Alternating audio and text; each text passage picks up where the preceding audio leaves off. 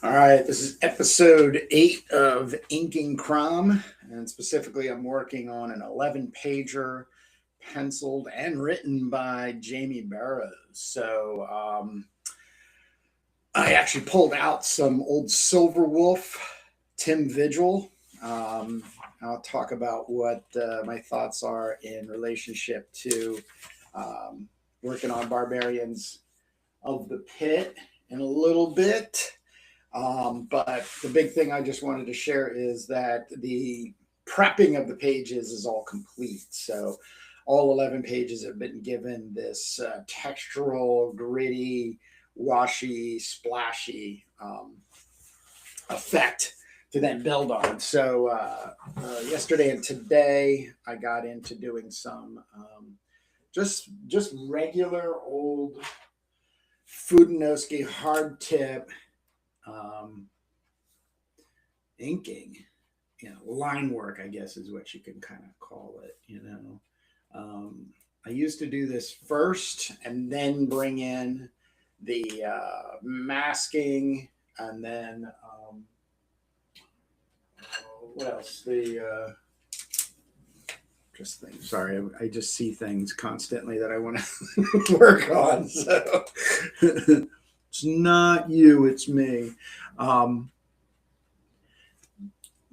I would do this part that I'm doing now, which is I do call it like the 80% skeletal inking. That's what everybody sort of looks forward to seeing.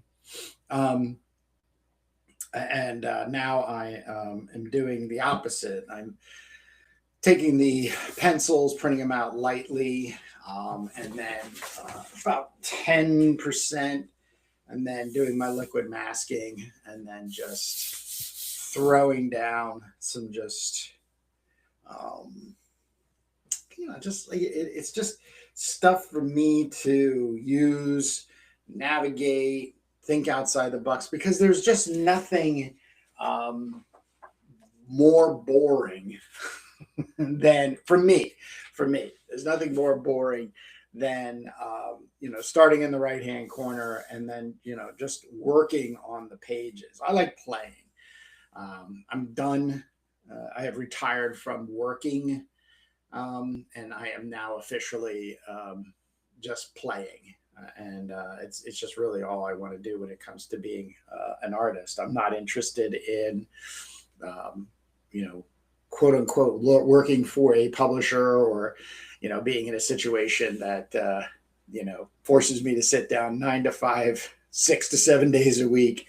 I have things very well strategized. If you don't know, I'm the other half of Turbo Pit Fighter with Jake Jacobs, which is on YouTube every Sunday for 3 hours from 10 to 1. Um, it really was a blessing, because at the time, 4 years ago, I was looking to get just into the inking and finishing process of making comics and collaborating. That was the larger point of it. And Jake just called me out of the blue. And we have been working on Turbo Pit Fighter for over 4 years at 3 hours every Sunday. And I just recently finished inking 28 pages of issue number 1 of Turbo Pit Fighter. Yeah, it's a great feeling. It's just it's amazing, and has nothing to do with the rat race. So, which is the best part. One of the things I want to really keep pushing is Crop the Barbarian has basically everything in the way of like finding out more about what's going on. If this is kind of the first time you're joining me, or if you're somebody that is aware of me but wants to know more about what I'm doing, don't want to put a comment right here down below.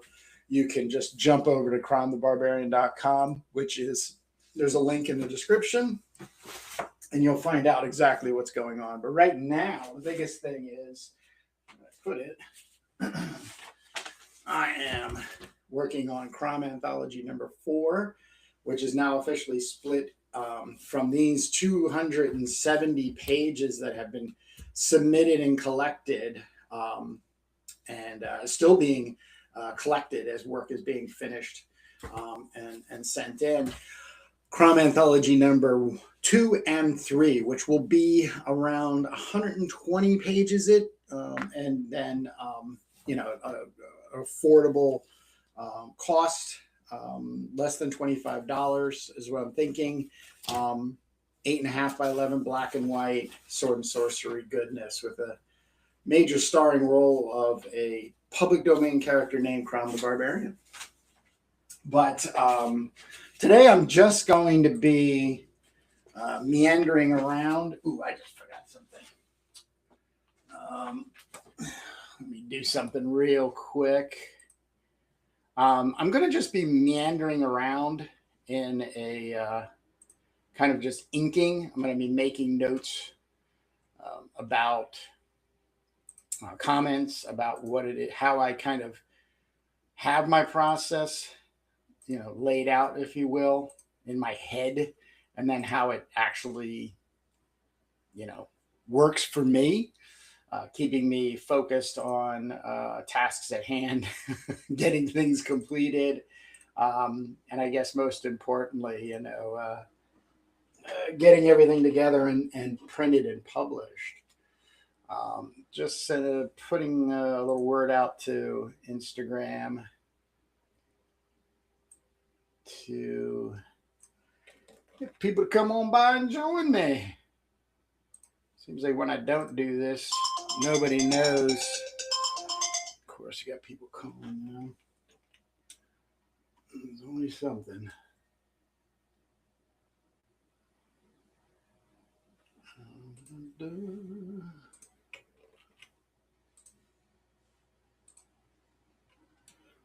All right, here we go.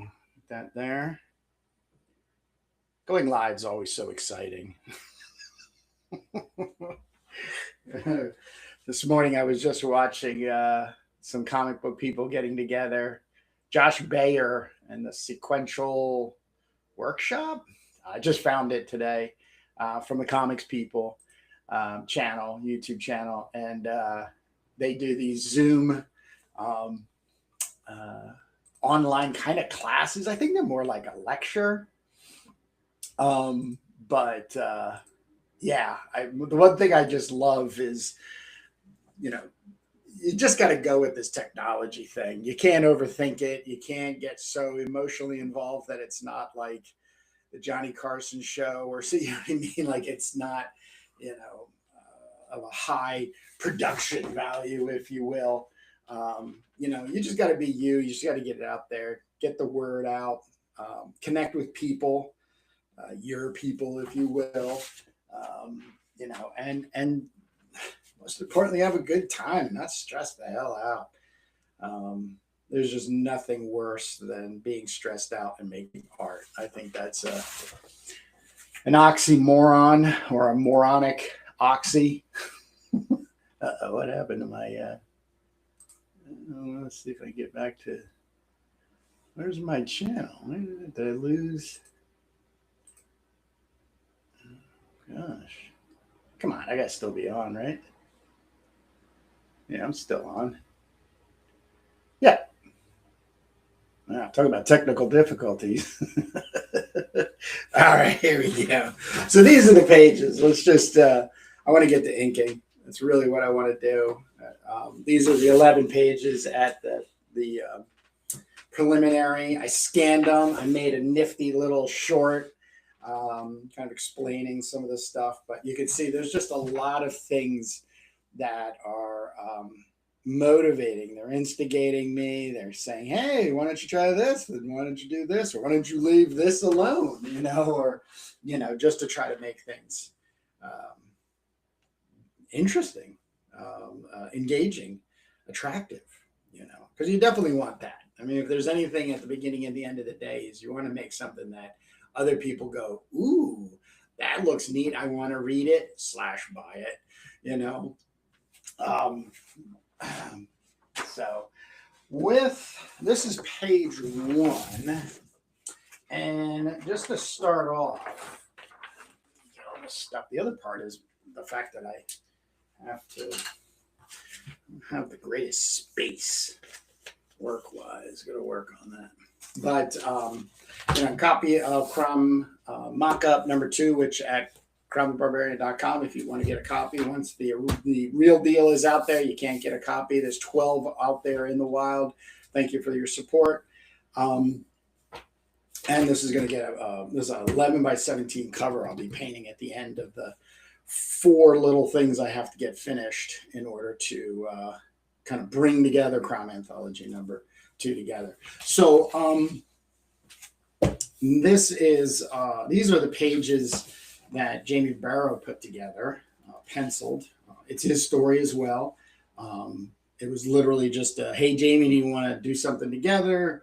Oh, I got a couple ideas, bounced back and forth email, and then it kind of was like, yeah, this would be a really cool. I think it even started out as like 8 or 9 pages, and then he added 2 more pages, which is pretty freaking fantastic. So 11 pager is a really good space to be. I like 9-ish to 11. I think that's a really good short story feeling. Like I think you get enough in there, it's packed, and then you're out. You don't have to worry about anything stretching to fill pages. But I am just going to be using this as a guide. I can see the majority of the pencils, but it's nice to have this here. But you can see right here. That's really good.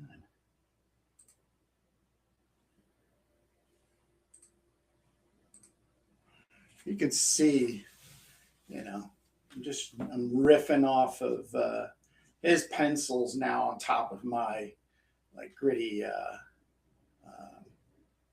prepping of the pages and stuff. So this will be right over here. A lot of things are already coming into play. The majority of what I'm using is these Fudenosuke hard tip. They're blue color pen. And then just allowing my kind of mind's eye to look at the page and say it needs this, it needs more of that, it needs less of this, it needs less of that, and just keep at these pages per se in order to get a completed feeling,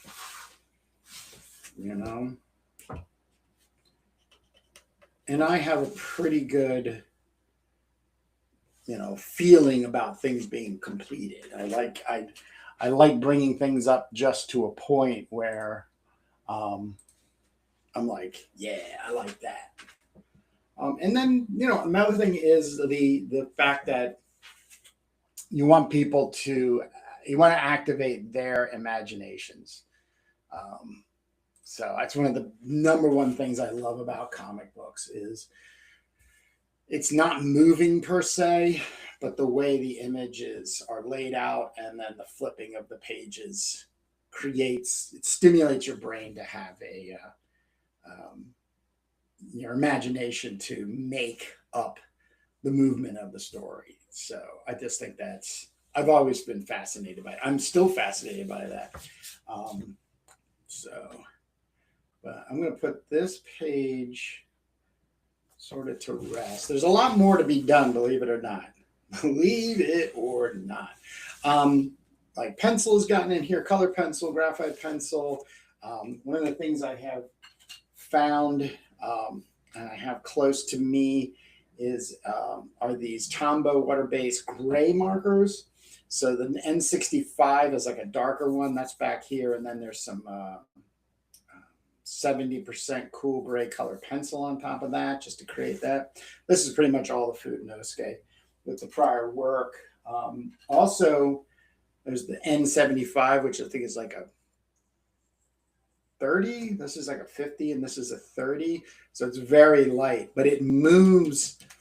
I really don't have anywhere to show, but the way it lays, it's very close to the graphite wash. So, and that's kind of the ways that I play, is I'm playing back and forth off of the graphite. So next page, I've talked about extensively, And like this panel is done. So like when I was looking at these pages, and when I say done, my mind's eye says, you really don't need to do anything to that. You know, that, and just so everybody knows what we're talking about.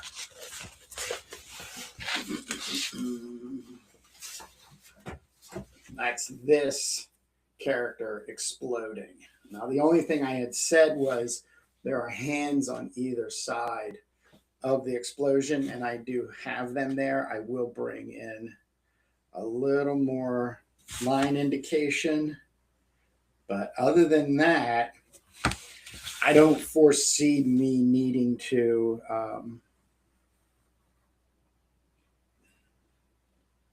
do anything else to this page.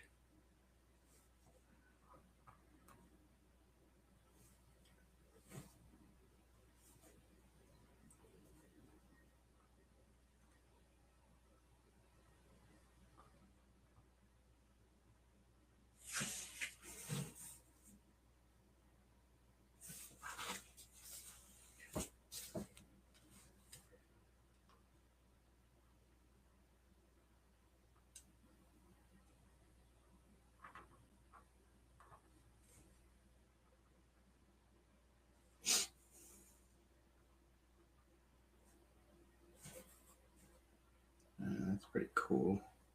So there you go. So just with the effects that I laid out, having had the liquid mask and then the wash, and then this has got spray paint on it, even splattered some stuff. This is like this is like a blessing. I mean, and I can't wait to see how this translates into print. So, you know, that's like really one of the things I'm looking forward to. All right.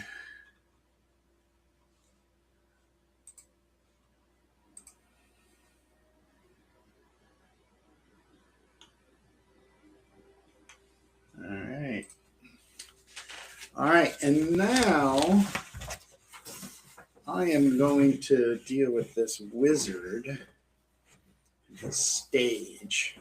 And when I look at this panel, there's like basically two things that I'm going to want to deal with is making the ring a lot more noticeable, and then calming down this texture with some white gouache for his cloak, his robe, his wizardly robe. But for like the head, I'm just gonna throw in some line work.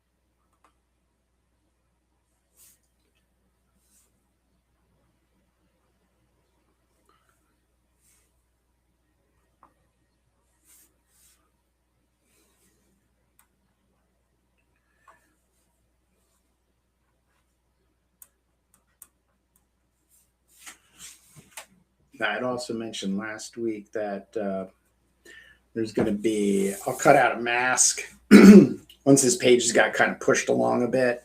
And then I'm going to spray in some white back here to kind of give him this like holier than thou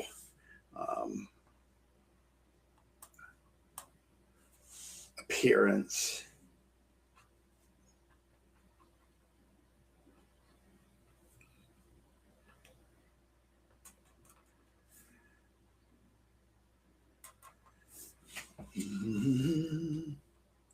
But as I said and have been saying, ever since, let me grab the issue. ever since I got a copy of Brutal Blade of CROM #1, and of course came across Jamie Barrows' work, I've wanted to ink his pencils, like his penciling approach to storytelling in comic books. I just am very impressed with, and I'm very engaged with. So we've been talking since then, which is like 2 years or a year and a half or something. And finally now it's coming together. But the energy is very important to me. It's one thing to want to just sort of trace somebody's work as an inker, and then there's another one where you want to embellish. Bat Merc, how's it going? Um, and I really want to play off of this and embellish and give my own flair for that. So copies of Brutal Blade of CROM at cromthebarbarian.com, as well as from Jamie. So if you do not have your copies, time to get them.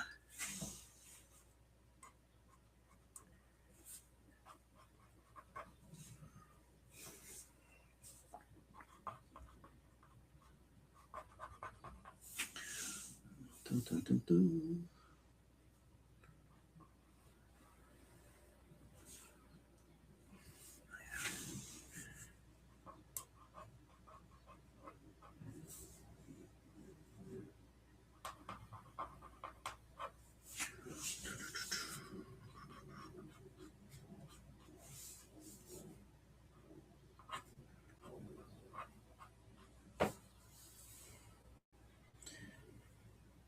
So Jamie has a really cool character design. I like his character design.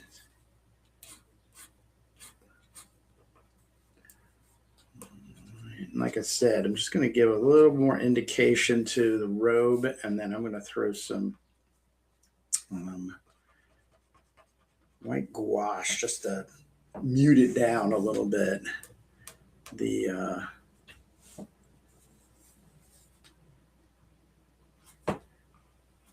The effects are a bit hyper right now. All right.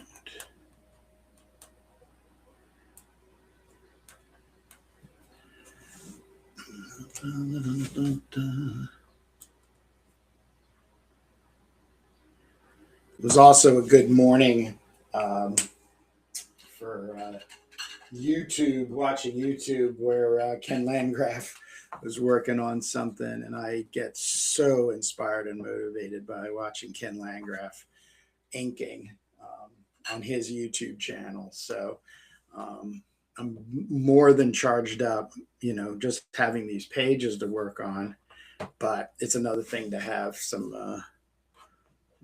master inspiration from Ken Landgraf, and just watching him freely move as he does.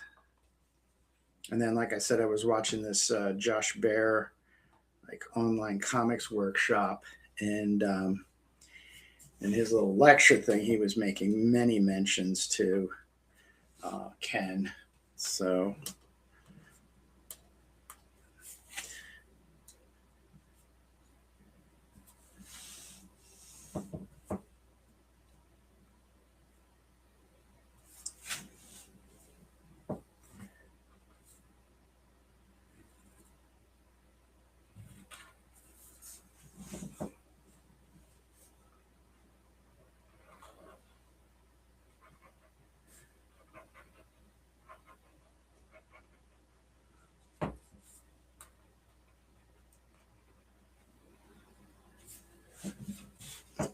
and stopped here. So there's going to be something else. I'm actually not going to I'm not going to pen a border around this panel. I just like the way it works on its own. So, but who knows? Things can change. I do not have a definitive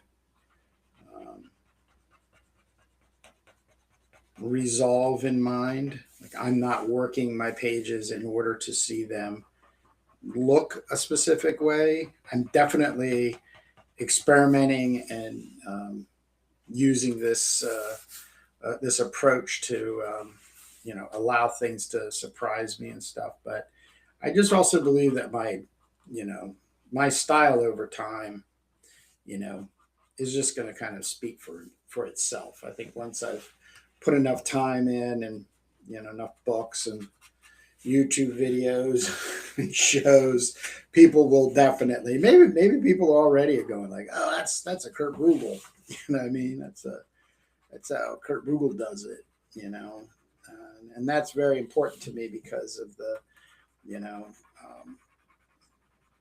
the style, the honesty of my work is shining through, and of course, then it's attracting the right people.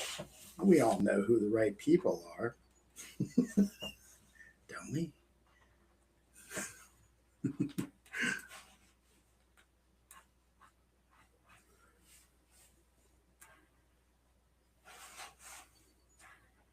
And the something that's fun for me, but probably would drive most people crazy, is I'm bouncing between Jamie's pencils on this page, and then just what is already on the page, and then sort of in like an equation way, like this and this plus this equals this. You know what I mean? Like this is what I feel it should look like, which I know sounds counterintuitive for, let's say a professional approach to making a monthly comic book, but I have also abandoned that. This idea of like, trying to act like Marvel DC, I just think that's for indie, that's crazy. If you're on your own, I mean, if you're a small group of people who have broken up the responsibilities, then you probably have a greater chance at making a book once a month, or in at least a predictable time frame. But if you're one person, the number one thing you have working, against you is just life.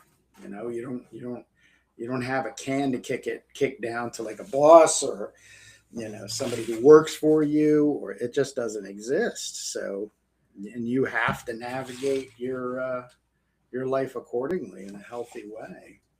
So I think it's a tough thing to place yourself in the expectations of wanting of managing yourself into a monthly, or even like even trying to put together a book every X amount of whatever, every 3 months I'll put a book out, well, what happens when it's not going to happen? Well, there's a lot of apologies, people I guess would be upset, disappointed, what have you, but it's life.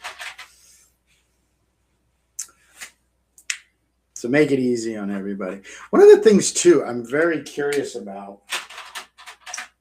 that I think is already happening, it's just not maybe that much in the way of being talked about, is I think there's so much stuff out there being produced that I just can't imagine somebody waking up even like once every thank you. Like for instance, like every 30 days or something, somebody's waking up going like, oh, I wonder what Kurt Rugal's doing. I think the reality is people wake up in the morning, myself included, and they go, well, let's see what's going on in the world of art, and they get on Instagram, or Facebook, or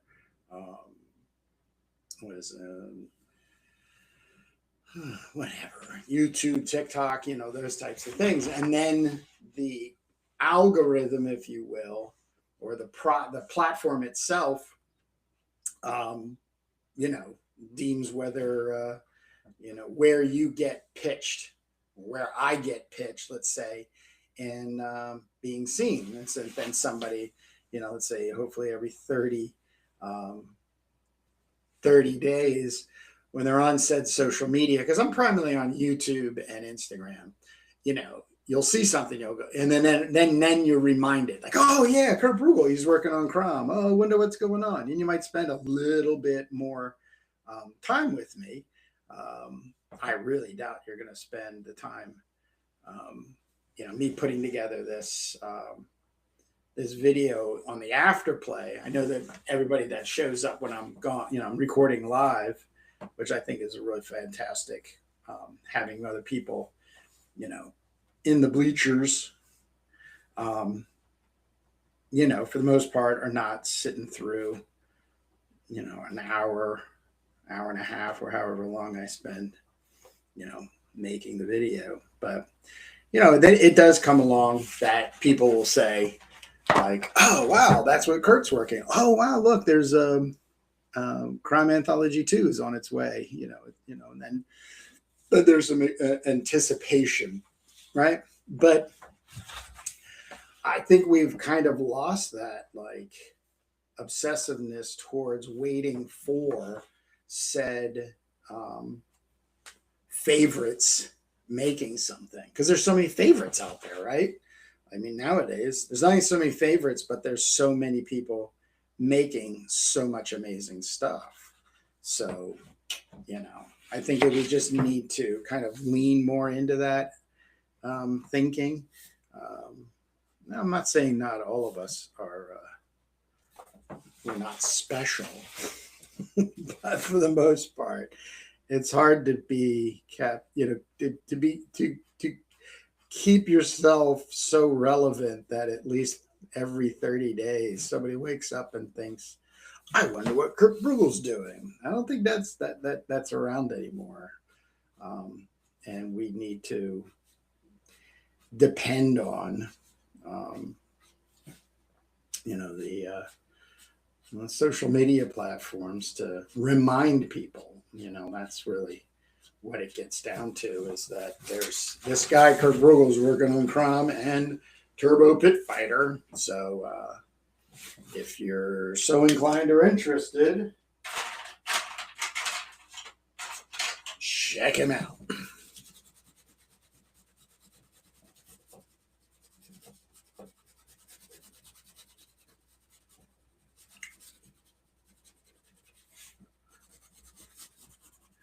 I know personally too, I don't want to be thought of like have to be responsible for keeping myself relevant, more than every 30 days. I'm not interested in fame and stardom.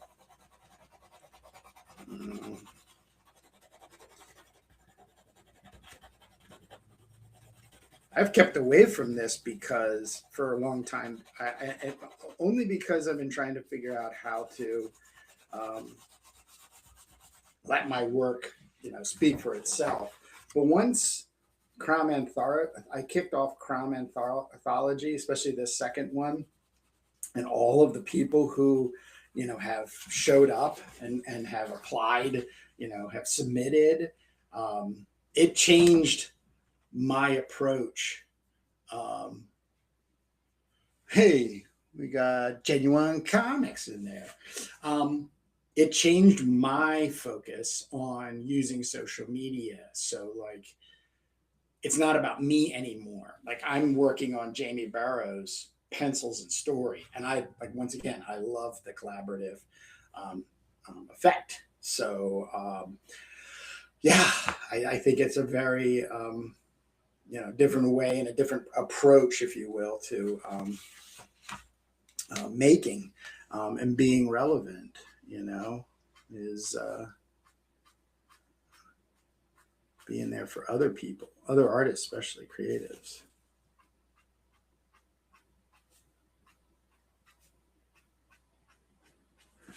I just wish more people did this, kind of just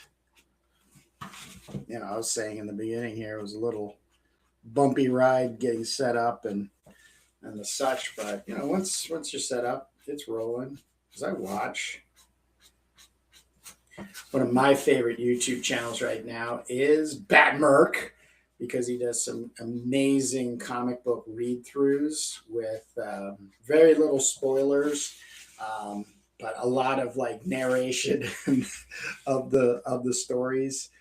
So Bat Merc, thank you so much for putting your dedication and devotion into your YouTube channel, because I very much appreciate it and look forward to comics you're reading, which are pretty much the same thing I read, or you're coming across something I haven't read.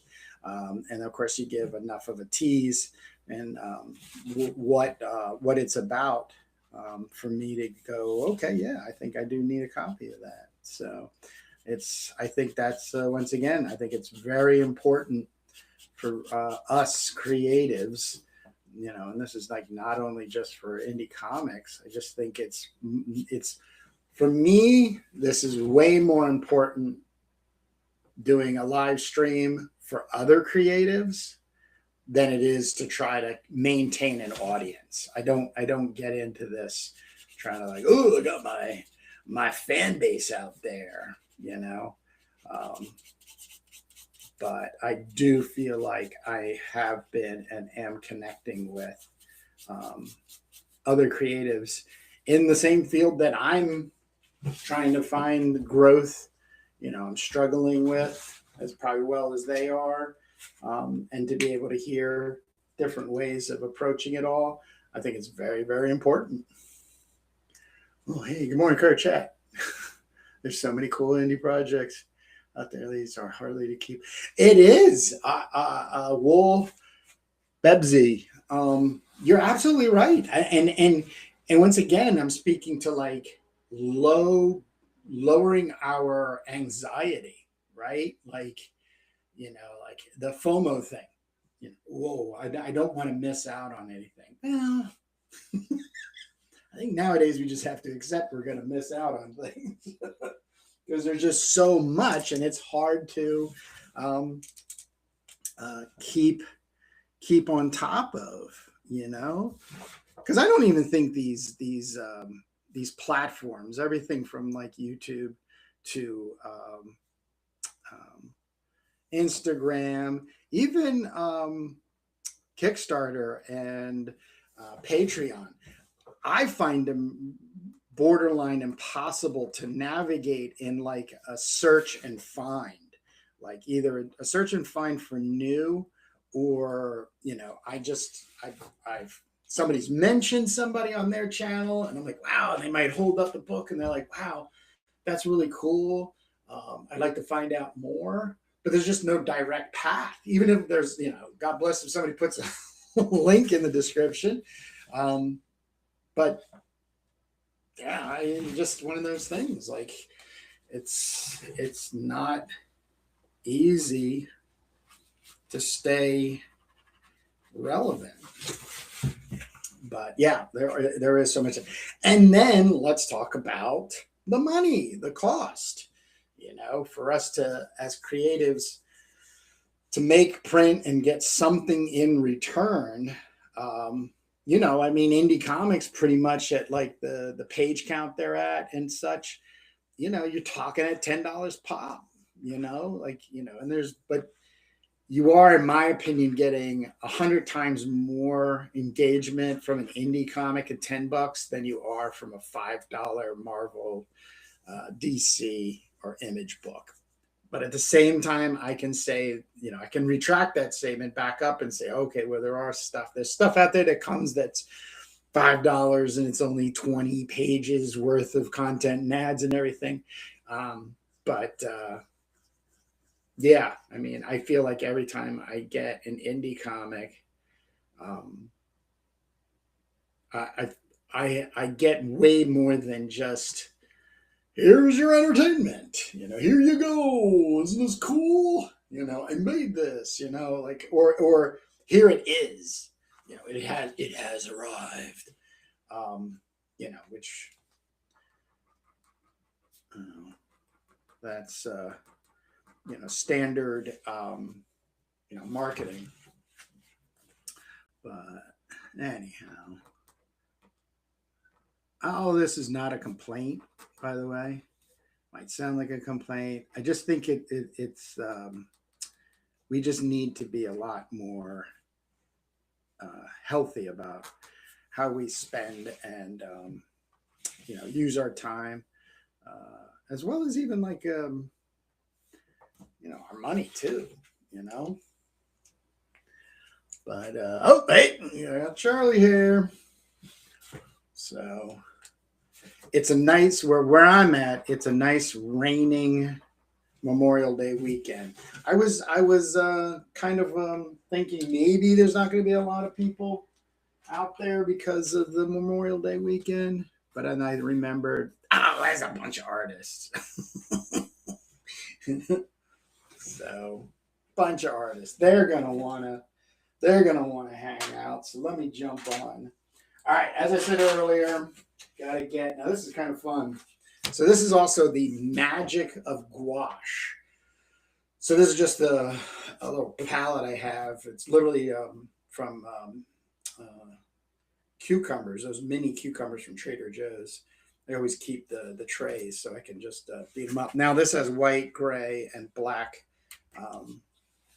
gouache on there, but the best thing about gouache is it reanimates, and you'll see in a second. And then these water brushes, oh, God bless them.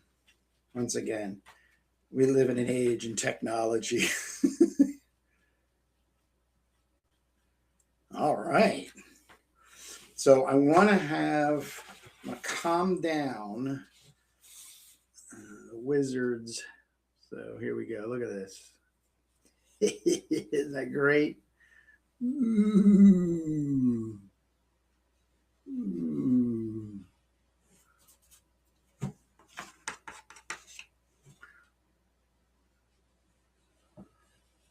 just want to calm down some of this texture I made by just scratching on that.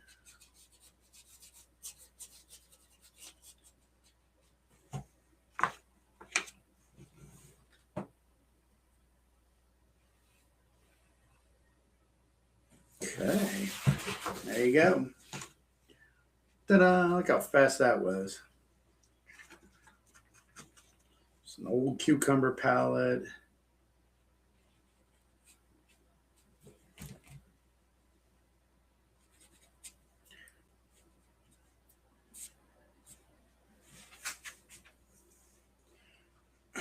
Now I got to get the sleeve. Thank you, Charlie. Years of being trained as a painter and working as a frustrated fine arts painter,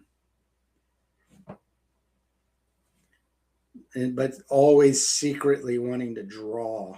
That's always been my sort of, what has slowed me down for developing as an artist. I'm an internally frustrated fine artist that is obsessed with comic books. As much as I'm obsessed with the fine arts world, I just can't seem to let these comic books go, and the desire to make them. There's just something about like this page being a unified image broken into all of these little compartments. And then as it resonates, in the story context of the story, it then, it comes alive, right? But then the thing is that this is page 2 of an 11 page book. So then subsequently the page before it, 1, and then 3 through 11, they all have to resonate, in a similar way to kind of be a perfect piece of art. Batmerk is saying, I'm lettering Hell War. Adding more dialogue and a couple more jokes. That's right. Congratulations on a successful funding through Kickstarter. Hell War. I can't wait to get a hold of that. We'll be talking about that for weeks, months. Boom. All right, we're going to leave that alone. The other thing, too, about these water pens is like I don't have to clean the tip, and it keeps the point, by letting the paint dry. And then by just letting the water come through activation wise, it goes through, it goes, it's just the easiest thing. And then I just literally move it off to the side.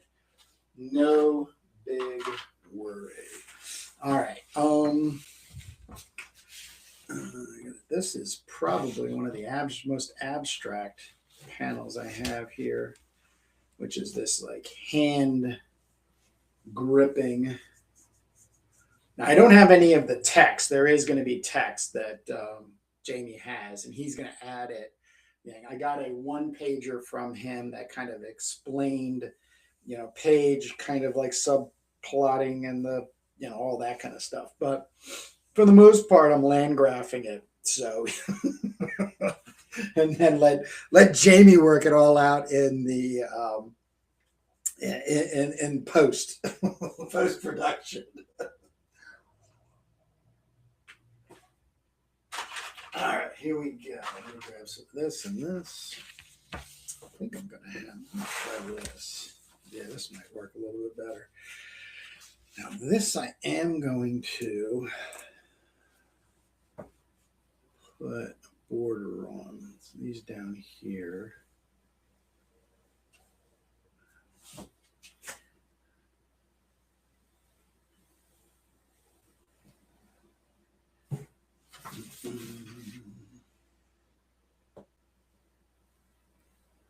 There's something about this is like I think one of the things I know I'm chasing right now, especially from my youth in making comics and art, definitely from high school on, is there's something about outlining things in black that is so comic book, but when the effect comes across, there's so much joy that comes from it, so it's just I think it's just something that I wanna chase for a long time here, and even have it be something I'm recognized for, because I know the people in the fine arts world around me, they see my work, because I do figure drawing at least once a month. Like, oh my gosh, so incredible your figurative work. Are you working? Yeah, blah blah blah blah. I do comic books, and it just just shuts. They're just like, oh, comic books. And of course, most of these people are older than me, and they're still living within the times where, even illustrators like Frank Frazetta wasn't considered an artist. But oh, gee, Frank's pulling a couple of mil out of selling his old paintings now. I guess maybe he does have some fine art in him. So it's just all silly and nonsense. But yeah. Or some people too. I have to say they if when they see my work, fine artists see my work, they do immediately go, oh, that's very comic booky. I was like, oh, that just so happens to be the thing I work with. Oh, okay. You know.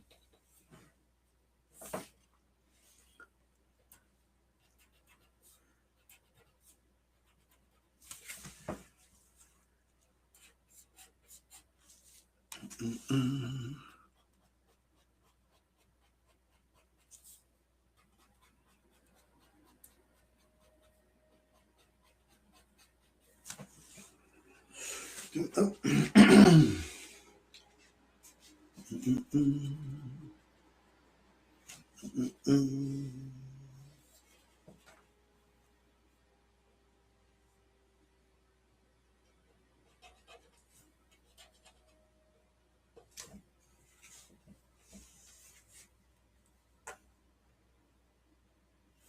But this is, as I was just saying, this panel it, it's really abstract, like and I purposely wanted to have this and then have to lift off of, back off of Jamie's pencils, but it's just so cool how bouncing between these two. I don't say style. It's just so interesting.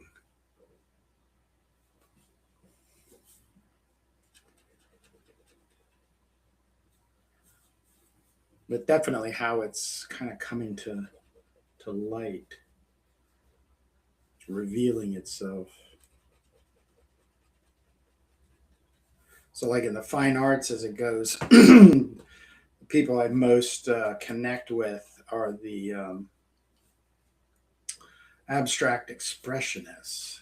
Most definitely, like Willem de Kooning, um, Robert Motherwell, his approach, and he even more so his documented approach to how to make an image, like not art or an illustration, but how to make an image.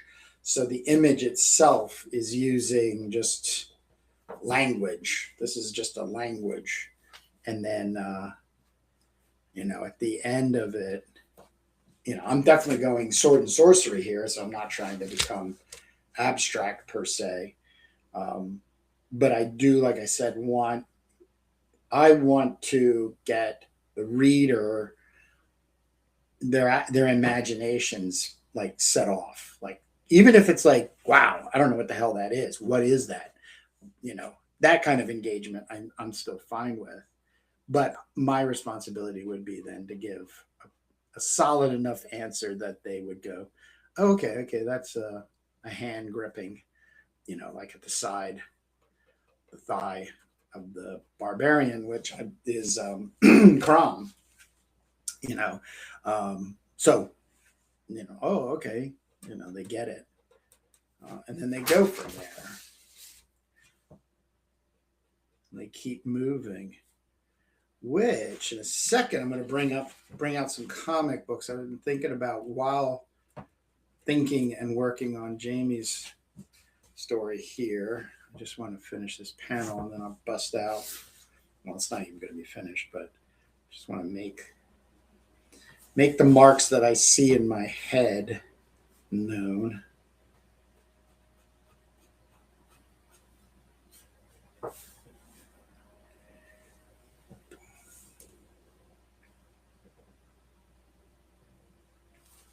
Okay, especially this hand.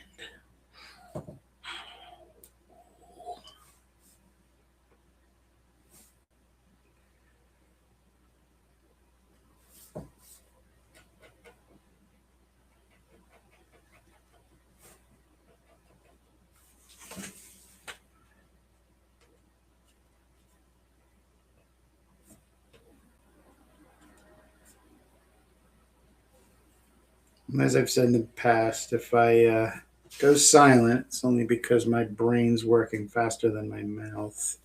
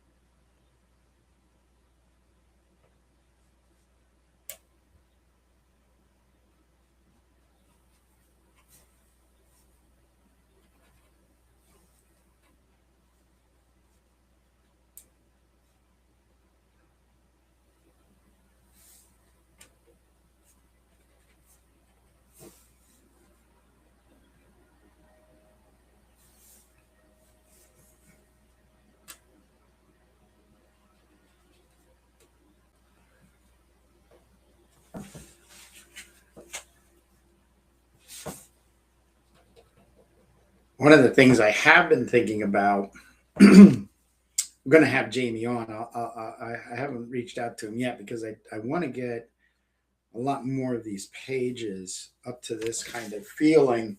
So Jamie and I are not talking so much like in an abstract when people, and I don't want to have him on the spot trying to explain something. And of course, this isn't resolved in a way that illustrates whatever it is that, the conversation comes down there. But Jamie has been on in the past. And of course, I'll get him on again very soon. As soon as I get, like I said, some of this stuff resolved.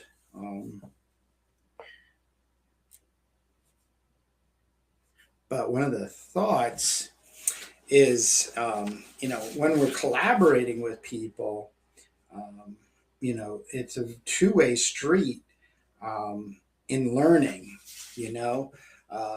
like I look at the way Jamie has approached this hand, and I go like, man, I would never approach a hand so much in that way, but I really get what he's trying to say. Then my curiosity would be having a conversation about this panel and this, this hand and this action, this in the, sequence of, blah, blah, blah, blah. And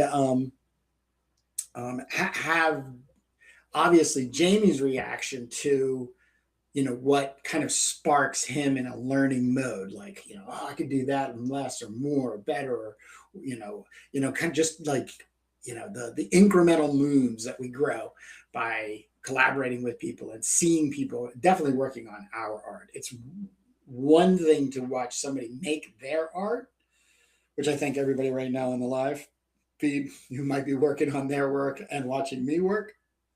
But to have something be that engaging in a collaboration and then have the obvious like growth in there is something I've been thinking a lot about. And it's a part of the conversation I'm going to have with Jamie when we get him on here. But I got a comment. Charlie, when you were at Trader Joe's, were you the person making the nice chalk? Oh, yes. As a matter of fact, I started at Trader Joe's in 2004. Yeah, 2004. On a lark. My best friend was worried about me spending too much time in the studio. And as he says, acting too weird at like parties and stuff like that, because I would be locked up for weeks in my studio. And, after a party or, clubbing or something, he'd be driving me back and stuff and dropping me off. Or we're just like, he's like, dude, I think you need to get out of the studio a little bit more, maybe get a waiting job or bartending. I was like, yeah, you know what? I kind of agree with you. So next day I looked on monster.com. I still have the printout. And no lie, I put restaurant in, with the zip code that I live in, right? Thinking, it'll just say this restaurant needs bartender. This restaurant needs waiters or bus boys. I didn't give a shit what the hell I was going to do. I just needed to get out like Friday, Saturday, Sunday nights or something, maybe 2 nights a week or whatever.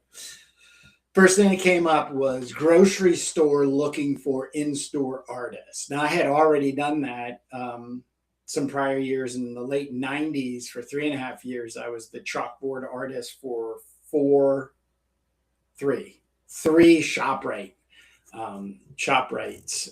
in Newcastle County.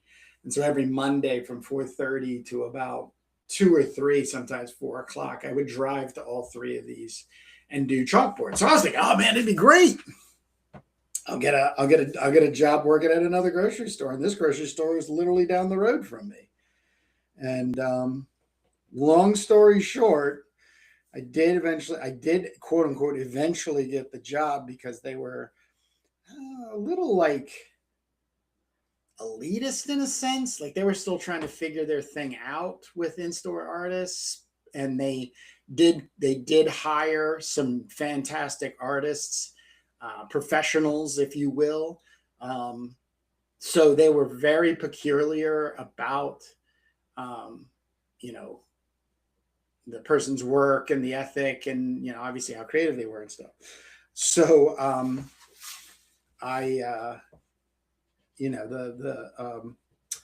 the manager that was interviewing me and stuff was just so on the like I could just tell he was on the fence about me. And I said, well, can you just give me a chalkboard and some chalk and a product and I'll make you a sign in 45 minutes? And he was like, huh? And I was like, that's all they take. And he's like, what? And I'm like, yeah, let's just do something here. I don't understand why we're sitting here talking about art. And, so sure enough, he went and got me everything I asked for. And actually, the artist I was going to be replacing was away on vacation and was going to be back in I think in like 3 or 4 days or something. But I still was like, let's just sit there. So of course, I'm in the break room of this Trader Joe's, the Wilmington Trader Joe's, and I just hammer out this chai tea sign, and it was just based on the label, which was this, old pirate type of ship, mast with the sails, and it was, on the high seas and stuff like that. And literally I think I just used 4 pieces of chalk. It was red, blue, yellow, and white, and just boom, put this thing down. And of course, everybody was coming back to see what was going on. It was oohs and ahs and everything. So then they were like, "Wow, that's really awesome." We're just going to wait for Julie, who was the artist I was going to be replacing, who was going. She was finishing up her schooling, and this was so. So I get the call, and I go in for the interview, and she was, like I said, they were very very particular, and I have a feeling too. It was the type of people who had been applying up to that point, and it was just um, frustrating for him. So she says right out, I didn't read my resume, but says right out of the gate, she's like, "Oh, did you go to art school?" And I said, "Yeah, I went to Maryland State College of Art." And she was like, "No way! This is what I'm going back to finish up my senior year." And the whole interview was us talking about having gone to I had gone to the school and graduated in '92, and this was 2000. She'd be graduating 2005, and we had so it was pretty much all the same teachers, and blah blah blah blah. And she stood up and she just pointed at me and said to the boss, "Chris, hire him, pay him whatever he wants. You're not going to get any better." So that was a bit of an ego bump and everything. So I did that for 3 years with Trader Joe's, and then I ended up going into their management program, and was very happy I did that. So, which really kind of gives and affords a lot of what I'm able to do now as an artist. But yeah, Trader Joe's. My wife still works for Trader Joe's, so it's not a forgotten thing. Every time she comes home, it's all about Trader Joe's. So, but all right. Oh, so let me bring out here. So I was looking. Rowley Zero. That's Rowley Zero on YouTube. His channel, always throwing up similar based stuff, comic book wise. That I'm like, oh man, that's such a good book, or oh, great artist and stuff like that. And he was going through Tim Vigil's Omen comics, and I just something in my mind really got me connected with Tim Vigil's earliest period in comics, and Jamie and I's approach together in Barbarians in the Pit and of the Pit. And I do not have Omen, but I do have these Dragon Quests. So I was like, let me get them out. You know, I had been digging around, and I actually really love these comics. Like, first off, love Silverline comics, but I'm just going to go through these and actually kind of keep them off to the side, and hopefully articulate in a way um, of what I'm after in the way I'm approaching making this story based off of Jamie's pencils. And you can kind of see it's this. The Omen one was really, really good. But the graphic quality of the line work, let me get Jamie's. Like, this right here. You know, which, you know, some people, they give this like, you know, image style inking. You kind of see it in the eyes here. And it's a good point for me to come back and, you know, break away and then come back to this, which is what I'm going to do. But, you know, we look at this and immediately recognize eyes, nose, mouth. You know, there's no mouth, but eyes and nose. And then there's this graphic quality that's applied to it as a cartoon. And then that cartoon pushes into our heads this made up image of this character. I know, and stick with me because I'm hoping I can articulate myself better than I have in the past. But the earlier Vigils, because he was figuring things out, like myself right now, and I might be able to speak for Jamie, but like, here's another point. Like, look at that hand, and then I put it over here, and then, you know, look at this hand. These were the kinds of things I was kind of like, you know, kind of pushing through in thoughts. You know, style is very much the way you end up resolving the work. I mean, there could be ways you make this hand, and this way you make these eyeballs, you know, da da da da. But I don't want to slam that on top of Jamie's work. I want to put, like, I really like that. I mean, talk about abstract.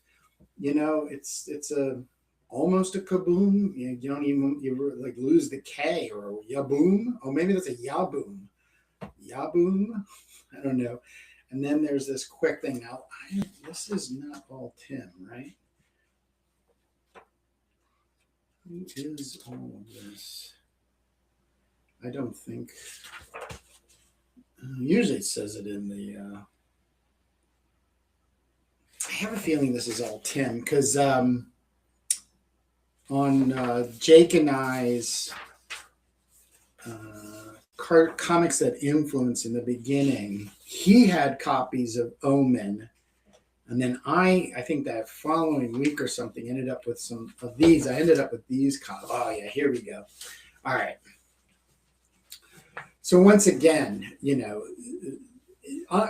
from the gate out, like the moment Tim Vigil's released into comics, he's undeniable because the way he leans into the language of cartoons, just black outlined graphic imagery, sets all of our imaginations on fire. But I feel like there's particular ways of kind of graphically leaning into, once again, same kind of like thing. Now, I have been thinking about integrating some sound effects as the pages go along. I got to be careful because I know Jamie has to put in the you know, narration and dialogue or what have you. But, you know, like here, you know, there's nothing stopping me for doing like a broom, you know, like and just using this space, you know, because this is not completely necessary just to not cover up the head that it's getting smashed in, and that's going there, but to get a sound effect in there, broom, you know. So I wish I had the Omens. They did have a little bit more, like I said, this kind of like Jamie has a lot of like air in his volumes. Like there's a lot of space in here, and the Omen had that, but then it had this graphic quality, and I think it might have been a different inker. But the inkers as they've come up. I mean, here's a perfect example. Traced. They basically depend heavily on the pencils. And I've never known anybody coming into comics that was penciling stories in a lighthearted way to just let the inker do their thing. Even like definitely if the inker had way more time and experience than I, that type of thing. So you made very tight pencils, and so then it was just the thing. But I just have such a admiration, like even this cube, just sort of set in motion through here is just like this is actually even more along the lines of like you got to reverse it, but once again, like that outstretched hands and because like looking at this, it almost says like like I have this jagged over here, but it says like maybe create more. Who knows? Who knows what comes along that way? But I always keep comics near. Definitely, like almost in very much in a way, re-engage me. Like I said, my attention span is about 2 hours or so. After about 2 hours, I just brain waves are getting into maybe lunch or what's going to be on TV, or oh man, this leans into another idea, and then busting out the sketchbook or just a piece of paper or what have you and stuff. But yeah, I'm pretty sure these are, but Tim Vigil. Great stuff. So yeah, Raleigh Zero. You can find him on Instagram. Look at that. And Bat Merc too. I'm going to keep putting your name out there, Bat. The Metal Cartoonist. You're reviewing some great books. The Thunder the Barbarian. I'm pretty sure they're going to put that in a trade. So I'm kind of like, I don't know if I want the floppies. I'll wait for the trade. That kind of weight. But the Conans. So yeah, thanks for reviewing said great books, and not spoiling them all the way to the end. Like really doing a nice job in inspiring and motivating us to support these comics out there. All right, let's get back to work here. So these eyes. Let me try something a little different here.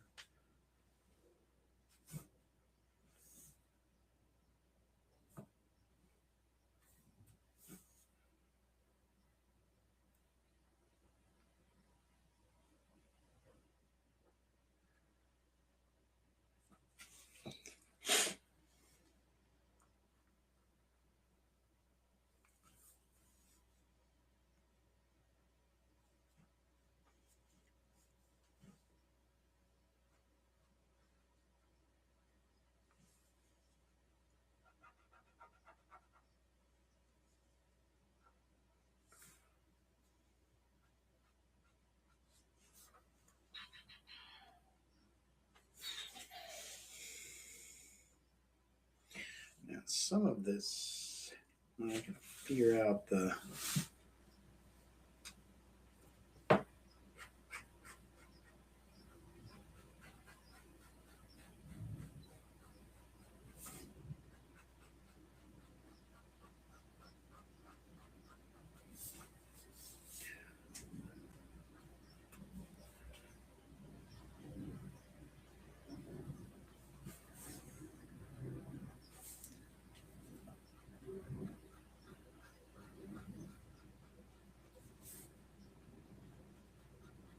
I'm using my Shimpitsu medium. This is a thicker side of it just to get these inks.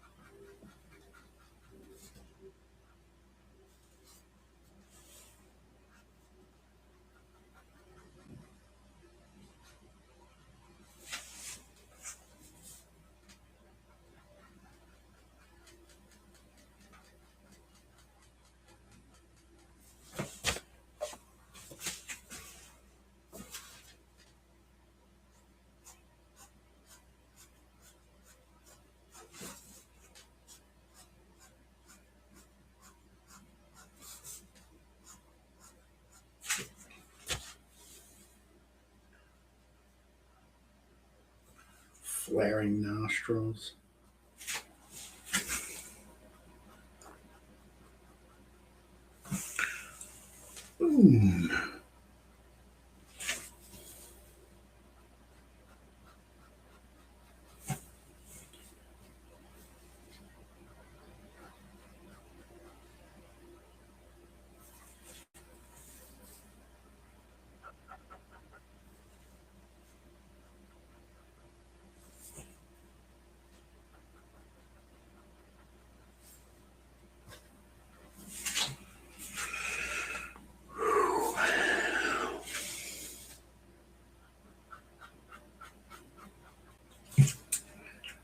Now, check this out.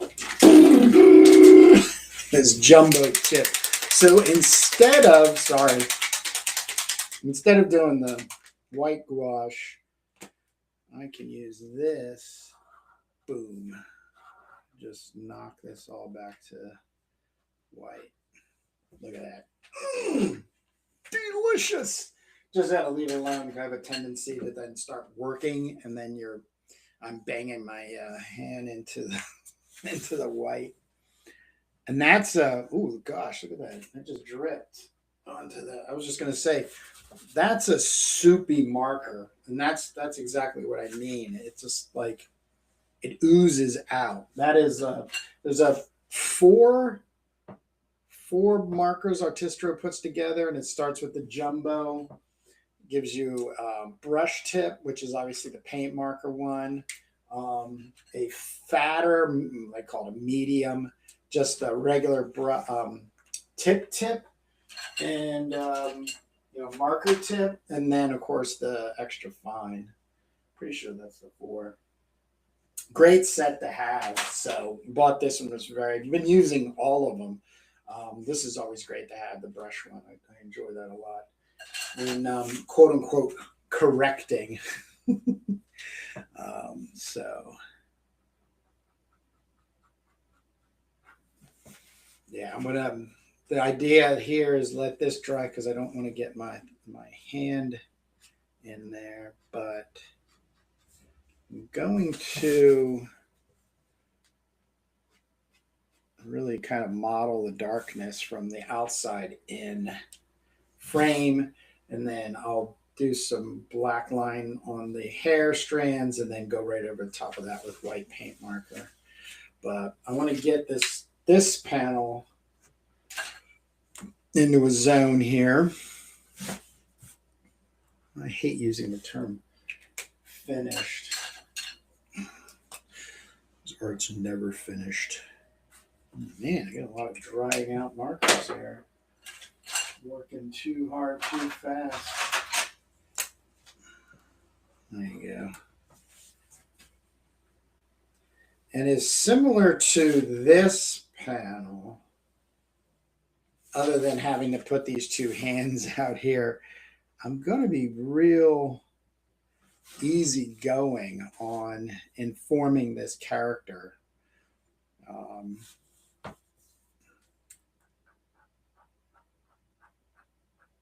want to try to go as like cartoony as possible.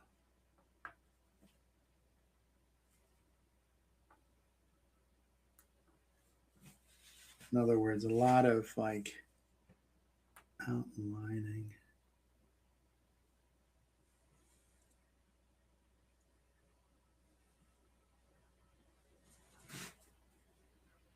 And let all that energy, take the imagination away.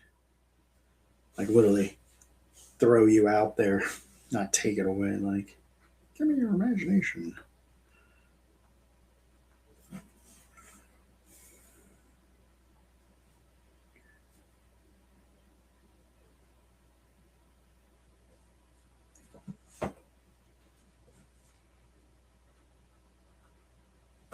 And the trick is really using what's here, and because it's at that medium gray value, yeah, it's actually kind of lighter. I would even range it like 35% gray and getting lighter.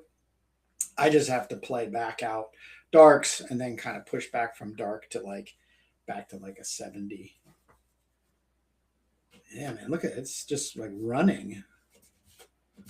Soupy old marker. Love it though. Love soupy markers. Okay. Watch my hand.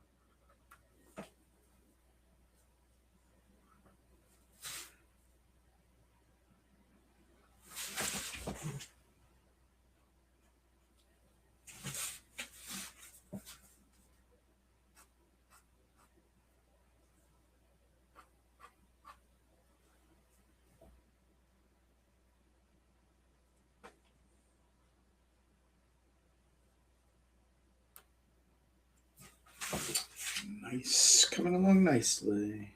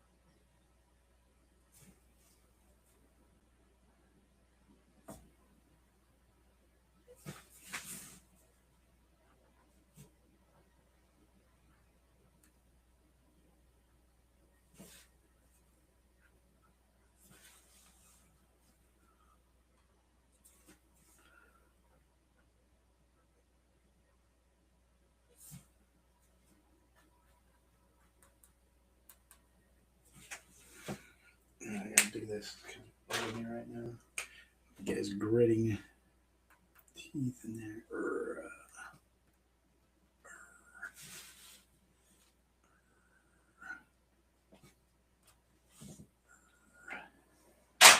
Back to that.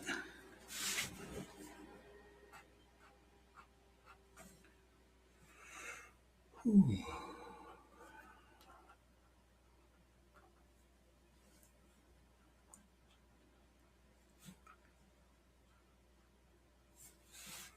I'm saying all these lines are pretty much informed by Jamie's pencils, which I have, right here on the side here.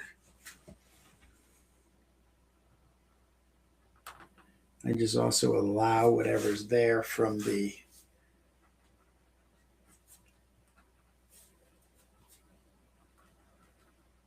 texturing that I did to inform just a little different approach.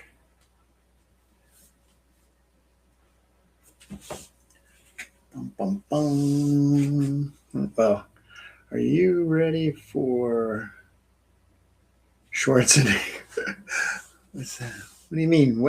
Are you ready for Schwarzenegger? Talking about the so-called new Conan movie that I'm highly suspect to believe, since we've been here before many a times.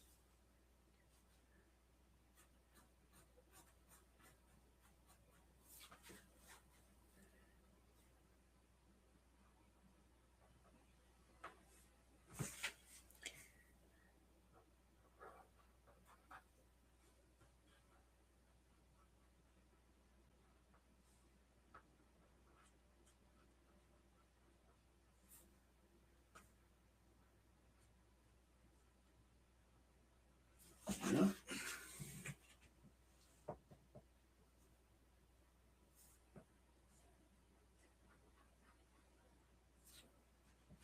Like that. Like that.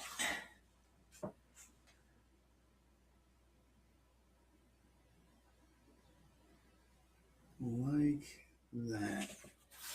Urgh.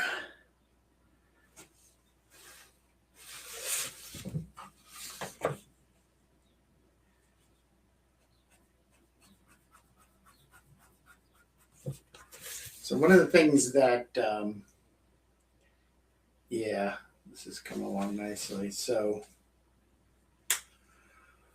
whew, all right, looking good, loving it, loving it. Yes, I would love to say, oh, I love it when a plan comes together. I just like when things like come together. I like puzzles, right? You know, you get this puzzle in front of you, and you just got to keep finding the pieces and bringing them into the light or the dark. Oh man, this is coming out so nicely. So that is page. Well, here, I'll put this. This is page 2, and this is page 1. I can't really comment on like how many how far along I am with these, but I'm way over the halfway point. But I wouldn't go that much further. There's just right now looking at this, yeah, earrings and those pencils complement each other. Great. Yep, yep, yeah. It's a great collab. I knew that from like I said, the start. The moment I saw these CROM pages he did in the first Brutal Blade of CROM, yeah, very exciting. Very exciting. But that's all I want to do today. I hate like pushing things because there's just, I like letting these things, like I've said in the past, I'll leave this here all day today. Not tomorrow, because tomorrow we have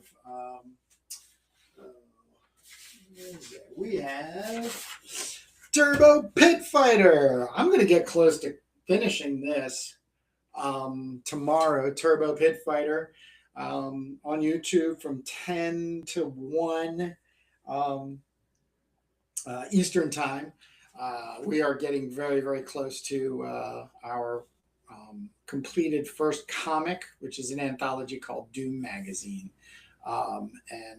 Yeah, you can hang with Jake and I as we talk comics and making crazy post-apocalyptic stories and such. But looking forward to getting back to that. That's all paint markers, and I'll be talking more and more about that. So yes, I will be back next week showing progress on this Monday or Tuesday. But I am really, really happy at where this has gotten to and where it's going. The only thing I have to kind of check in with Jamie is narratively. I have a suspicion that the wizard says something and probably paralyzes, and then I'm trying to remember. I don't have the sheet next to me, but basically just explodes this guy who's like back here. Like his introduction is like that. And then of course we get him here, H2, and then this really cool panel of this explosion. So but that is what I have for today. CROM, thebarbarian.com is where you'll find more and more about me and the others that are working on their CROM or CROM-centric sword and sorcery stories. Really excited to see CROM Anthology #2 come together, as well as then following up with CROM Anthology 3. I am officially now tabling at 2 Comic Cons. One is SPX on the 12th and 13th in Bethesda, Maryland. And then 2 weeks later on Saturday, which I think is the 28th of September.